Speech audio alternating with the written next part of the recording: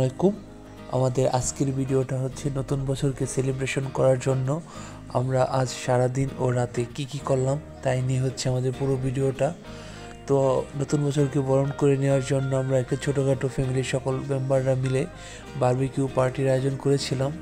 ইতিমধ্যে আপনারা দেখতে পাচ্ছেন বারবিকিউ তৈরি করার জন্য মুরগির মাংসের সাথে সকল ধরনের মশলা ও বিভিন্ন ধরনের সস অ্যাড করা হচ্ছে, যা পর্যায়ক্রমে আপনারা দেখতে পাচ্ছেন। সঙ্গে থাকুন এবং আমাদের বারবিকিউ তৈরি করার পুরো প্রস্তুত প্রণালী দেখতে থাকুন।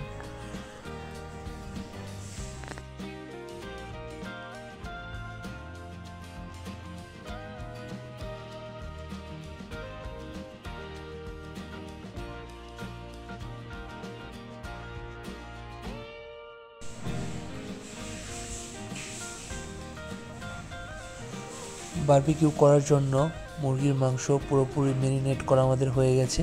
এখন কিছুক্ষণের জন্য মাংস আমরা রেস্টে রেখে দেব। এর মাঝে আমরা বারবিকিউ করার জন্য আমাদের বারবিকিউ চুলা প্রস্তুত করে নেব, যার জন্য প্রথমেই গ্যাসের চুলাতে কয়লা হিট করে নিয়ে নেব। কয়লা গরম হয়ে যাওয়ার পর এবার বারবিকিউ চুলাতে কয়লাগুলো দিয়ে দিতে হবে, যেন পুরো কয়লা সুন্দরভাবে তাপ ছড়াতে পারে। তো আমাদের শিকগুলাতে চিকেন অ্যাড করা হয়ে গিয়েছে। এখন আমরা বারবিকিউ করতে সরাসরি চলে এসেছি, তো দেখতেই থাকুন।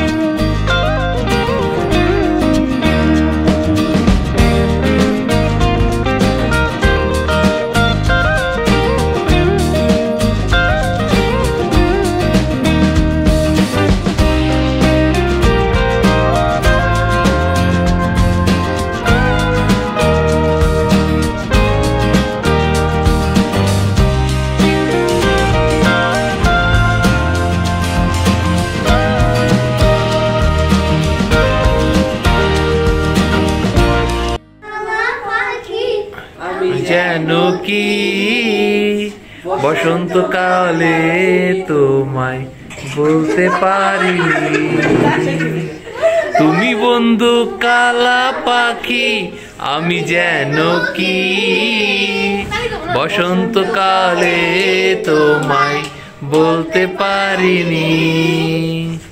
সাদা সাদা কালা কালা রং জমেছে সাদা কালা, সাদা সাদা কালা কালা রং জমেছে সাদা কালা, হইছি আমি মন পাগেলা বসন্তকালে, তুমি বন্ধু কালা পাখি, আমি গাও না কে গাও, বসন্তকালে তোমায় বলতে পারিনি।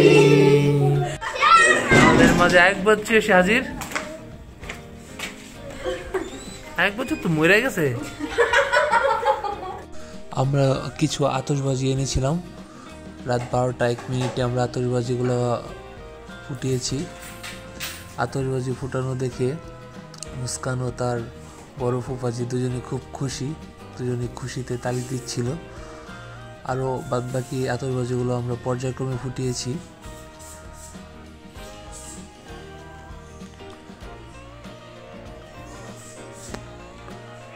তবে কিছু কিছু আতশবাজি নষ্ট ছিল, যার কারণে সুন্দরভাবে ফোটানো সম্ভব হয়নি।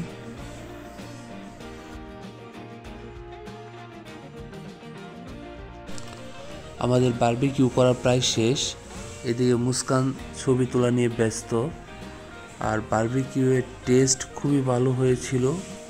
আসলে যারা যারা খেয়েছে সবাই বলেছে আলহামদুলিল্লাহ বেশ ভালো হয়েছে। এবার আমরা পরিবারের সকল সদস্যরা খাওয়ার জন্য প্রস্তুত। আর রাতের খাওয়ার পর আমরা কিছু কাস্টমাইজ কেক এনেছিলাম, কাস্টমাইজ কেকগুলো কাটা হয়েছে।